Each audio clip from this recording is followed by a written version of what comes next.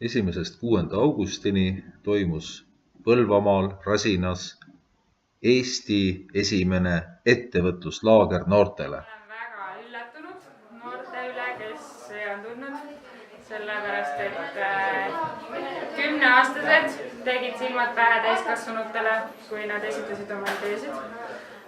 Meil oli Toomas Vassing, kes igapäevaselt hindab täiskasvanud esitusi, kui nad tahavad raha saada. Tema kommentaar oli ühele esitlusele selline, et saad aru, ma pole sellist esitust veel kuulnud.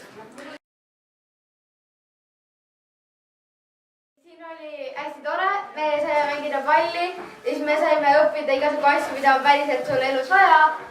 Ja siin ma sain endale palju sõpru. Sain oma nii-öelda supervõime siis teada ja õppisin enda kohta palju uut. Ja üleüldse eetsin palju samade huvidega õppusi. Mul oli suht kõik, aga kõige rohkem meeldis hommikul söödiks täna hommikul sööd pangoomine.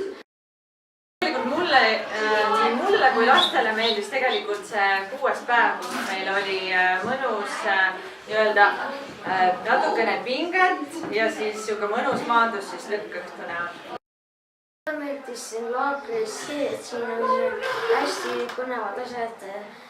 Siin saab igasuguseid pullimänge. Kõige rohkem uued tutvused ja see, et ma sain kõvasti motivatsiooni juurde. Milleks? Milleks? Oma tegemisteks. Kas hakkadki ettevõtjaks nüüd? No see mõtteviis on mul tegelikult nagu pikemat aega juba olnud, aga midagi reaalselt olen pigem vanematel abis olnud, aga ise teha. No tegelikult ma olen üsna palju erinevates laagrites käinud spordilaagrites, ma olen noorpodcast, et selles laagris teistmoodi.